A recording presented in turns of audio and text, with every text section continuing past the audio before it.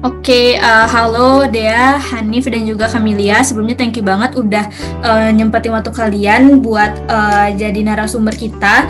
Jadi sebelumnya kita ada tugas wirausaha muda merdeka buat cari potential client buat our business gitu.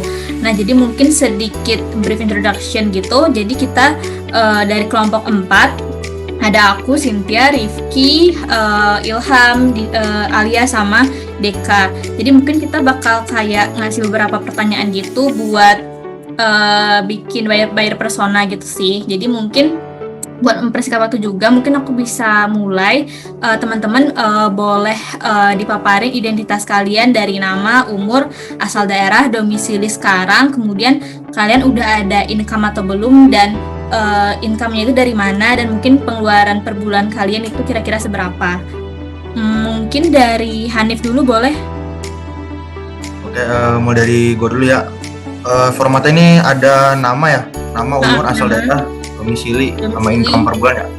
Ya. Oke.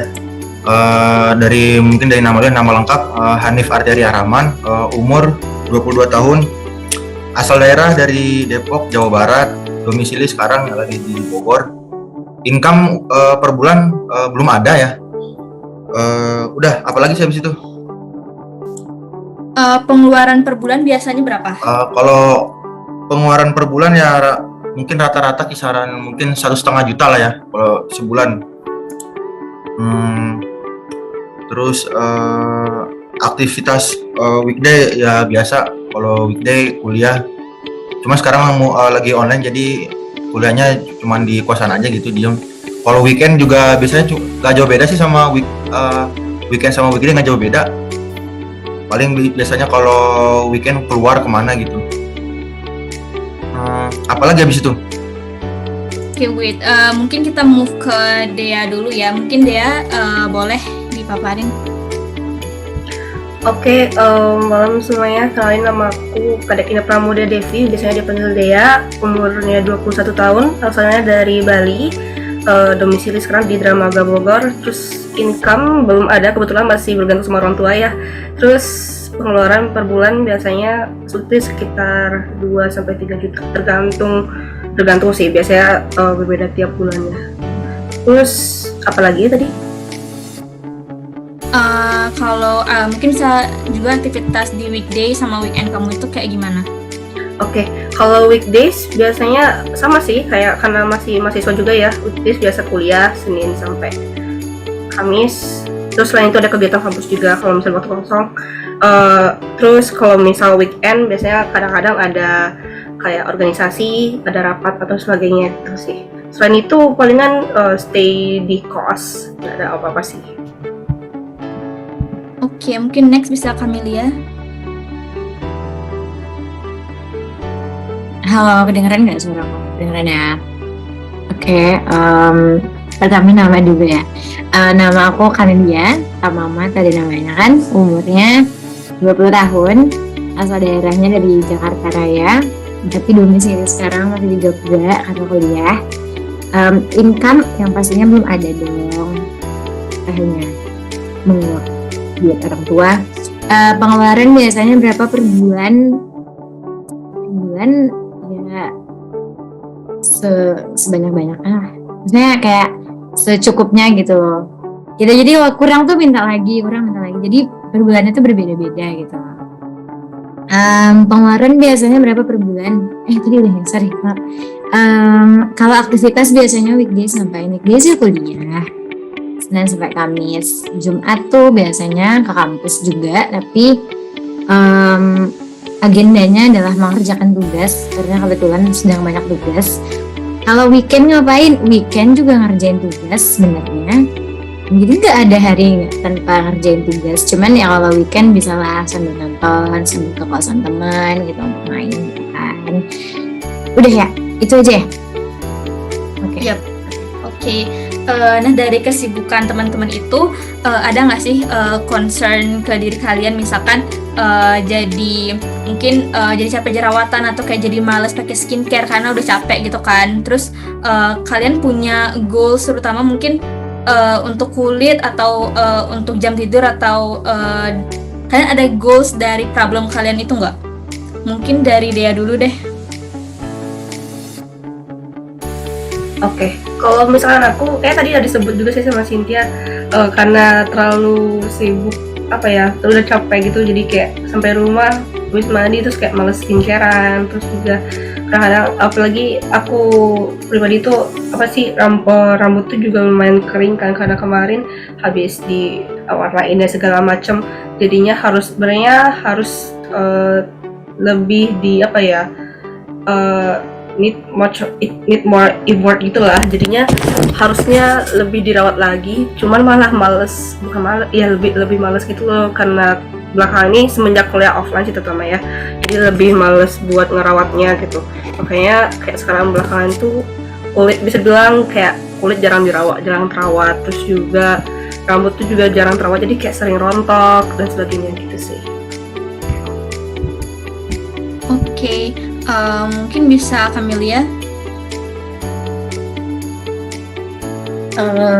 Mungkin kalau masalah kulit sih tadi enggak ya. Tapi masalah tidur sih. Karena kan ya itu tadi lagi banyak tugas, jadi tidur 8 jam aja tuh gak ada rasanya gitu loh, kayak kurang. Paling ke situ aja sih. Cuman ya itu dari tidur yang gak nyenyak dan ngerasa kurang, apalagi kayak sleepless nights ya. Yang kayak jam 2 baru tidur, jam 5 udah bangun gitu kan, bakal jam 7. Dan kadang suka ada berembusan. Tapi ya jarang. Gitu aja sih kalau aku. Oke, kalau Hanif? Ya, kalau dari gue sendiri mungkin kalau konsen terhadap kulit itu gue sendiri emang kurang peduli juga gitu ya. Mungkin kalau gue cuma sebatas kayak kalau mandi ya cuci muka doang gitu, paling kalau kulit wajah gitu. Emang lebih ke jam tidur ya, kualitas tidur, apakah bisa tidur nyenyak atau enggak, karena gue sendiri sering tidur tengah malam gitu, bangun mungkin sekitar jam 7 jam 8 gitu. Udah sih itu aja kalau dari gue. Oke. Mungkin kan tadi masalahnya ada yang macam-macam ya, kayak ada yang tadi rambutnya kering, ada yang pengen tidurnya teratur juga atau pengen tidurnya nyenyak. Nah, mungkin gue mau nanya gimana sih cara kalian mencapai goals tersebut? Apakah kalian udah kayak udah capek banget nih tidurnya, nggak tengah malam terus, atau tidur yang nggak teratur, atau kayak aduh capek banget rambutnya udah kering gitu. Mungkin kalian udah melakukan sesuatu gitu untuk mencapai biar rambutnya nggak kering, atau biar biar tidurnya teratur gitu. Mungkin dari Camelia dulu bisa dijawab.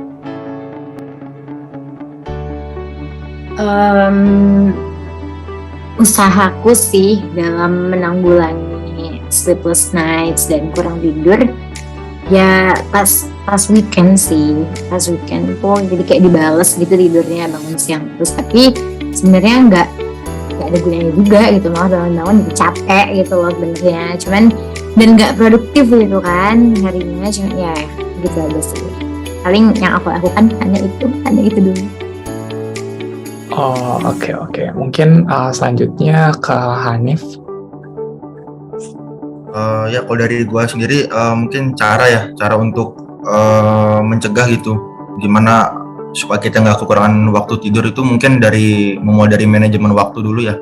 Karena kadang hal yang menyebabkan gue tidur malam itu emang kayak kegiatan-kegiatan yang sudah itu nggak produktif, kayak misalkan nongkrong atau apa gitu, berlama-lama di depan laptop cuma buat main game doang. Mungkin prioritas waktu gitu, kita mungkin bisa tidur lebih cepat kalau kita ngurangin hal-hal yang nggak produktif sebetulnya gitu. Mungkin itu aja sih, jadi intinya sih manajemen waktu gitu. Oke. Mungkin sebelum gue tanya ke Dea dulu, mungkin mau tanya dulu nih ke Amel sama Hanif. Kan tadi problematikanya kan sama-sama kurang tidur atau tidur yang nggak teratur gitu ya, problematika yang sama.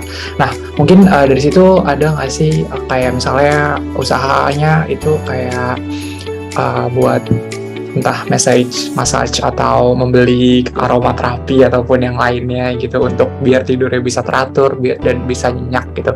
Dan kalau misalnya ada, kira-kira berapa sih budget yang disiapin gitu? Mungkin boleh dari Hanif dulu lagi. Kalau dari gue sendiri emang sih buat tidur nyenyak itu tentunya kan ada beberapa semacam kayak apa yang harus kita beli kan. Kalau di gue sendiri mungkin kita mulai dari tempat tidurnya kan, mungkin kasur yang kayak gimana, terus kita milih kos-kosannya itu yang kayak gimana, yang lingkungan sekitar itu kira-kira mendukung nggak buat kita tinggal lebih nyaman di situ gitu kan. Kayak gue gini tidur tuh nggak bisa gitu kalau misalkan tuh nggak pakai kipas angin, atau kalau gerah gitu gue pasti nyalain kipas, atau minimal kalau lebih bagus kalau ada pakai AC gitu. Terus jadi juga dari mungkin kayak gue nggak bisa tidur kalau nggak pakai guling, nggak pakai bantal, itu juga berpengaruh sih kalau di gue. Mungkin itu sih. Jadi kayak barang-barang tuh berpengaruh emang kalau di gue buat tidur nyenyak. Oh, oke. Jadi barang-barang pendukung seperti bantal, guling, atau kipas itu berpengaruh ya. Mungkin selanjutnya kalau ke Amel gimana nih? Apakah ada sesuatu yang dapat membantu barang-barang ataupun yang lainnya, dan budgetnya berapa gitu? Sama sih kayak Mas Hanif tadi, mungkin kayak namanya sama, nggak bisa tidur nggak pakai guling juga. Terus kalau aku mungkin lebih ke selimut ya, kayak misalnya selimut tuh perlu banget, mau panas kayak gimana pasti harus ada selimut gitu. Sama kalau aku sendiri sih, aku makan sebelum tidur, makan apa sih kecil-kecil gitu loh, biar perutnya terisi, apalagi anak kos gini kan perut suka kosong. Cuma iya sih, guling, selimut, dan kalau aroma terapi kayak yang tadi Mas Ilham bilang tuh belum pernah sih, karena apa namanya, nggak kepikiran ke sana. Cuman tadi tanya budget juga nggak sih, tanya budget ya? Iya betul. Kalau budget sih aku nggak bisa kasih range kali ya, karena aku tuh selimut gitu, selimut itu kan nggak murah juga gitu, dan biasanya dibayarin sama orang tua juga. Apalagi sama guling pun seperti itu. Cuman pastinya kita nggak takut lah buat ngeluarin yang agak pricey juga, kalau emang seandainya bisa membuat kita nyaman. Oke. Terima kasih jawabannya Amel. Mungkin selanjutnya kita bisa ke Dea kali ya. Tadi bagaimana cara untuk mencapai goals yang tadi, kan mungkin masalahnya tadi ada rambut yang kering seperti itu. Dan mungkin bisa langsung sekalian, apakah ada budget khusus yang disiapkan gitu? Oke, kalau misalkan cara goals buat cara mencapai goals biar rambutnya nggak kering itu mungkin kayak tadi ya yang aku sebutin itu, aku lebih ke produk perawatan rambutnya. Jadi misalkan kayak shampoo-nya pakai yang keratin, terus juga conditionernya juga, terus juga pakai hair mask-nya, terus juga pakai hair serumnya. Jadi misalkan habis keringnya rambut tuh juga harus langsung dikeringin, nggak boleh kering angin, karena kalau dikeringin pakai angin doang tuh kadang-kadang itu jadi ngembang dan kusut gitu kan. Itu sih. Terus apa ya, sering-sering jadi kalau misalnya rambut udah kering langsung lagi dipakai hair oil lagi gitu, jadi harus sering-sering dikasih treatmentnya gitu buat ininya. Terus kalau untuk budgetnya sendiri sebenarnya berapa ya, sebenarnya tergantung sih, karena kan kita kan nyari produk itu yang pastinya aku tuh nyari produk pastinya yang nyarinya yang bagus ya, maksudnya kayak dia terpercaya gitu lah. Aku lihatnya dari reviewnya yang emang udah oke, dan nggak mau yang kayak yang udah sekedar aja. Jadi sebenarnya kalau masalah range harga tuh nggak pasti berapa, karena kadang-kadang aku sejauh ini kayak masih sering gonta-ganti produk, karena ini kan aku tuh masih nyari produk yang emang paling bagus buat aku gitu loh, buat rambutku. Karena pertama coba terus kayak masih gak bagus, ini misalnya ini harganya di bawah 100, misalkan nyoba gak bagus, terus kayak nanti coba yang di atas 100 nyoba gak bagus. Cuma sejauh ini budgetnya masih di bawah 200.000 sih, belum sampai yang lebih dari 200.000 gitu. Cuma dia masih sering berubah-ubah gitu sih. Oke, thank you ya Dea. Tadi kan udah dari Hanif, dari Camelia, juga dari Dea. Terus tadi mungkin aku coba rangkum ya. Tadi ada Dea juga punya istilahnya sekarang udah jarang skincarean ya karena keburu capek, terus malas effort lebih gitu. Terus juga rambut kusut, terus juga tadi yang masalah tidur. Terus setelah kami cari tahu nih ternyata sarung bantal yang kita pakai tuh itu cukup berpengaruh gitu buat kualitas tidur, juga buat kualitas kulit dan juga rambut gitu ketika bangun. Nah, kalau misalkan sarung bantal biasa tuh biasanya dia bikin ketika bangun tuh si kulit wajah jadi lebih kering gitu, terus juga si rambutnya jadi lebih kusut. Nah, solusinya tuh ada kalau misalkan kita ngeganti si sarung bantalnya itu jadi pakai bahan dasarnya itu bahan dasar kain sutra gitu, silk. Nah, kalau misalkan nih kami gitu ya jualan sarung bantal silk ini, kalian tertarik nggak? Kalau misalkan iya boleh dijelaskan kenapa, kalau misalkan enggak juga boleh dijelaskan. Boleh dari Amelia.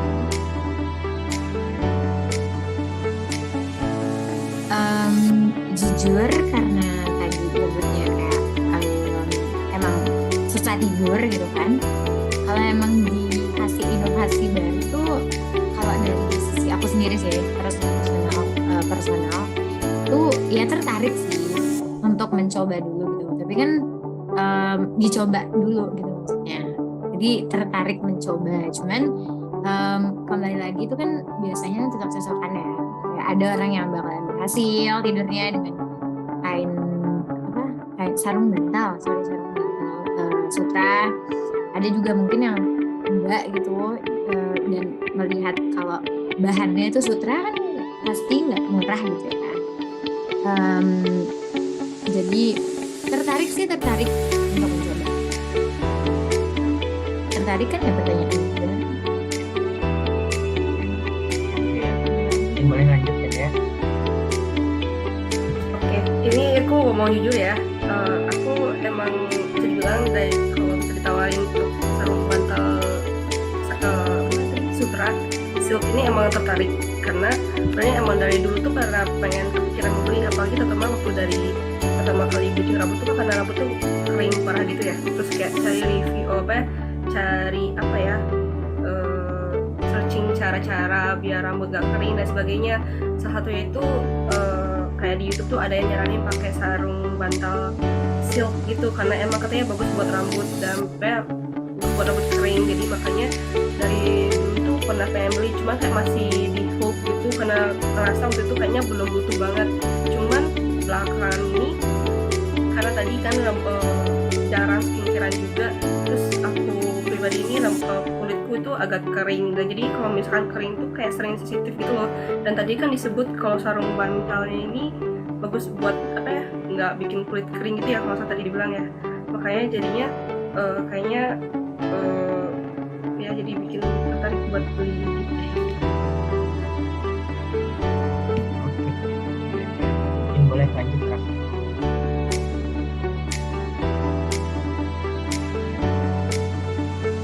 Oke, kalau dari saya sendiri mungkin sebetulnya kalau sejujurnya ya, kalau pengetahuan saya terhadap produk sarung bantal sutra ini sebetulnya masih kurang.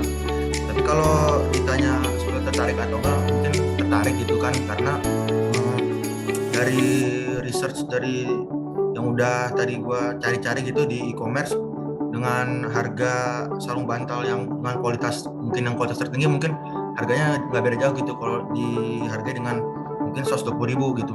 Apalagi kan mungkinnya ada, kalau yang berbahan kain sutra ini ada kelebihannya, kayak tadi contohnya mencegah kulit dari kekeringan gitu misalkan. Jadi kalau ditanya tertarik, mungkin tertarik sih, itu aja. Oke, mungkin lanjut ya. Mungkin dari kalian bertiga sebagai narasumber kebanyakan menjawab tertarik gitu.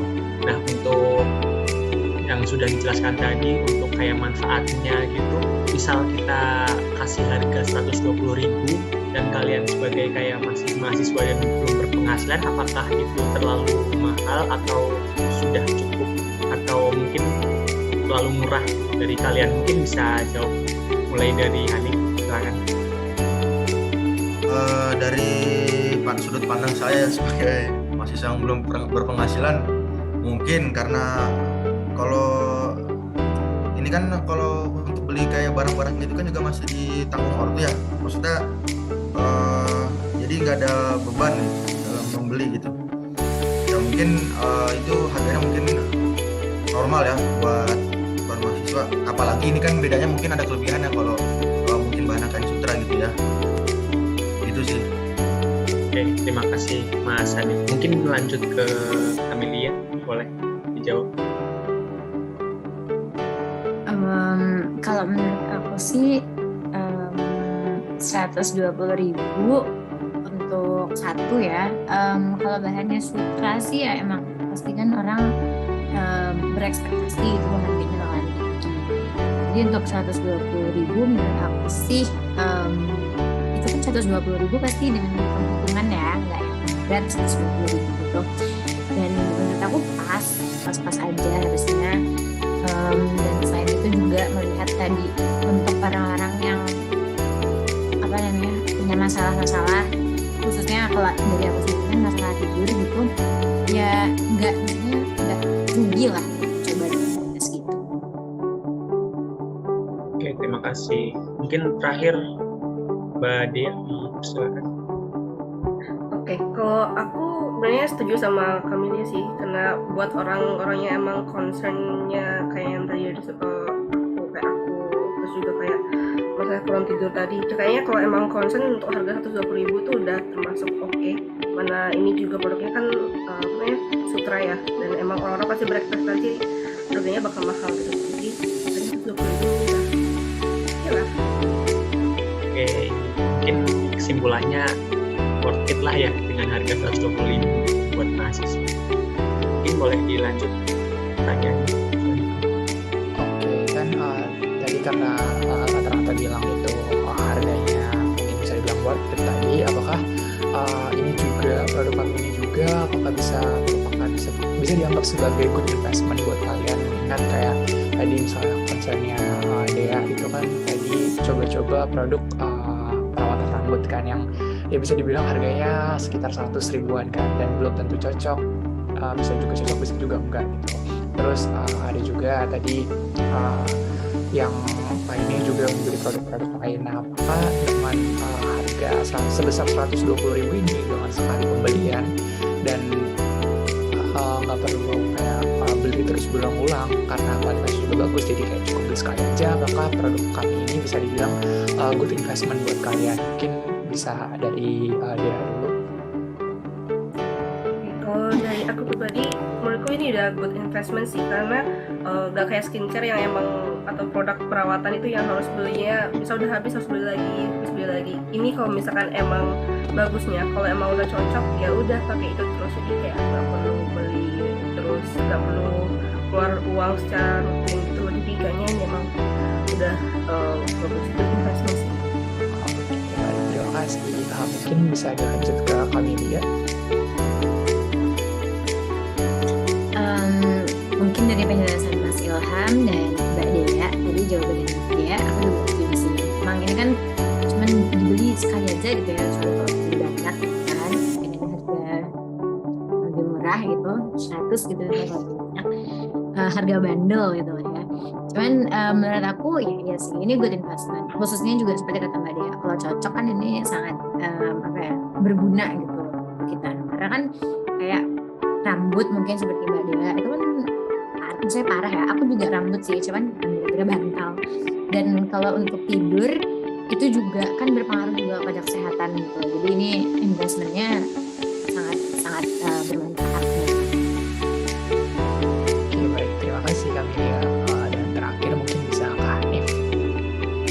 Dan kalau dari saya, apakah ini sebuah good investment atau tidak? Mungkin dengan harga 120.000 gitu, harga yang kita rela untuk bayarkan untuk menjamin tidur kita bisa nyenyak itu, apalagi hanya sekali pembelian gitu kan, mungkin ini worth it sih, karena itu kan artinya kita rela untuk membayar 120.000 untuk menjamin tidur kita enak gitu kan, karena emang waktu tidur itu emang harganya itu mahal gitu kalau buat kayak kita mahasiswa gini ya kan.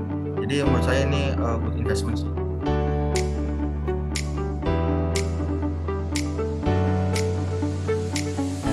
Oke, mungkin ini ya pertanyaan selanjutnya gitu. Misal kita udah mulai launching nih produknya gitu, dan udah mulai mau kayak ngelakuin penjualan gitu. Dari kalian nih, kalau ada kita ngadain promosi, tipenya lebih suka yang mana, kayak beli satu gratis satu atau kayak cashback atau diskon gitu? bisa dijelaskan gitu kesukaannya kalian gitu kalau ada penjualan seperti itu. Boleh mungkin dari Dea dulu. Kalau aku promosi jelas kayaknya karena aku mahasiswa ya, apalagi uang masih dari orang tua, sukanya kalau ada diskon, cashback itu pasti. Kalau buy one get one masih dipertimbangin karena aku cuma sendiri bantal juga cuma satu, saya bantal tidur juga satu gitu kan. Cuman mungkin buy one get one boleh juga sih, kalau dipikir-pikir nanti bisa buat ganti gitu ya. Kalau saya kepotong diganti, mau sih antara buy one get one atau diskon sama cashback gitu. Lebih prefer itu daripada mungkin promo-promo yang lain. Oke, terima kasih. Mungkin selanjutnya Camelia. Aku juga sih, maksudnya dari semua barang-barang juga lebih prefer kalau misalnya ada buy one get one gitu. Apalagi kan ini sesuatu yang tadi yang sekali beli terus bisa dipakai lama gitu kan, jadi nggak ada luarsanya. Jadi kalau misalnya beli satu gratis satu tuh berarti kan diskonnya 50% gitu kan ya. Sebenarnya aku itu jauh lebih, menurut aku sih lebih memikat orang untuk beli. Itu sih jadinya. Mungkin terakhir dari Hanif, mana yang lebih suka? Jadi kalau dari saya sendiri, dengan sudut pandang sebagai mahasiswa, dengan tipe promosi apapun, entah itu cashback atau diskon maupun beli satu gratis satu, tuh semuanya ada ketertarikan yang di mata mahasiswa seperti saya ini, karena entah itu cashback atau diskon ada pemotongan harga. Kalaupun itu beli satu gratis satu, betul tadi kayak yang dikatain dia, bisa untuk ganti sarungnya kalau misalkan udah kotor gitu kan. Jadi semua tipe promosi pun akan ada ketertarikan gitu di mahasiswa gitu, kalau menurut saya sendiri. Terima kasih atas. Oke, mungkin ini bakal jadi pertanyaan terakhir. Aku mau tahu dong kayak touch point kalian untuk beli produk baru itu apa? Apakah kalau produknya seems promising atau kayak dipakai sama artis kesukaan kalian baru bakal beli atau seperti apa? Dan biasanya kalian bakal beli lewat channel apa? Apakah di e-commerce atau datang langsung ke outletnya atau seperti apa? Mungkin bisa Dea dulu. Oke, kalau aku biasanya mau beli produk tuh selalu lihat rating sih, rating sama review dari orang-orang. Biasanya cek ke situs-situs review kayak Female Daily atau apapun, atau karena Twitter, YouTube dan sebagainya. Jadi kalau misalkan mayoritas reviewer itu udah bilang produknya itu oke, dan juga harganya itu di kantong juga udah oke gitu, biasanya pasti langsung beli sih. Apalagi kalau emang udah concernku di sana gitu, saya sesuai sama bakal itu bisa menjadi solusi buat concernku sendiri gitu. Terus apalagi tadi beli produknya di mana ya, di e-commerce atau ke outlet? Karena aku bersibuk sih, saya kayak jarang dapat waktu kosong buat keluar gitu kan, jadi lebih suka belanja di e-commerce sih. Oke, thanks Dea. Mungkin next bisa Camelia.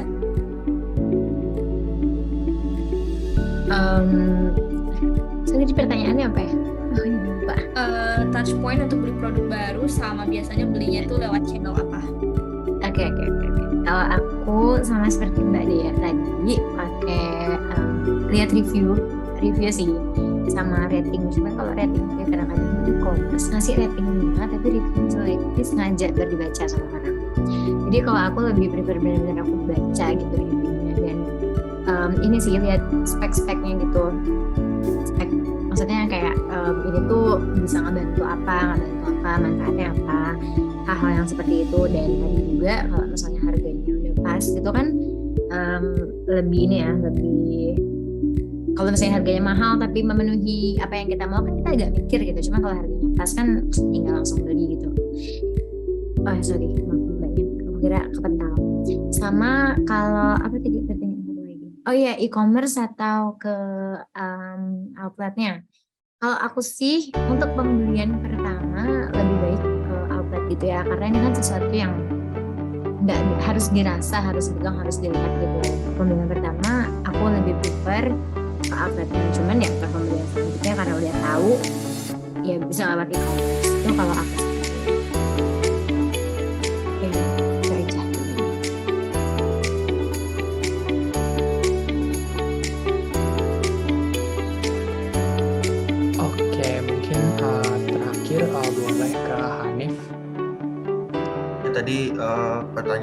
touch point ya. Jadi kalau dari saya sendiri apa touch point dari sebuah produk untuk produk itu saya tertarik untuk membeli. Biasanya kalau di e-commerce itu kan kalau saya hal yang pertama kali saya lihat adalah kuantitinya, artinya adalah jumlah barang yang terjual gitu.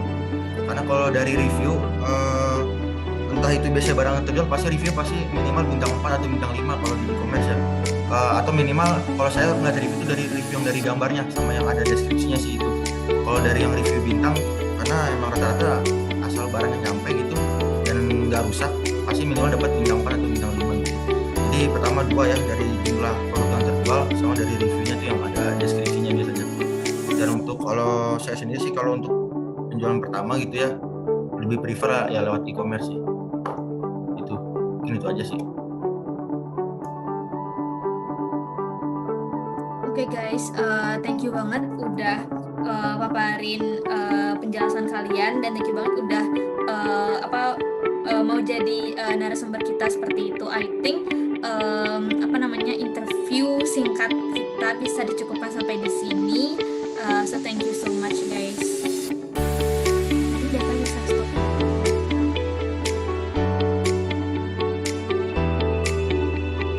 Oke guys, mungkin sebelum pada live kita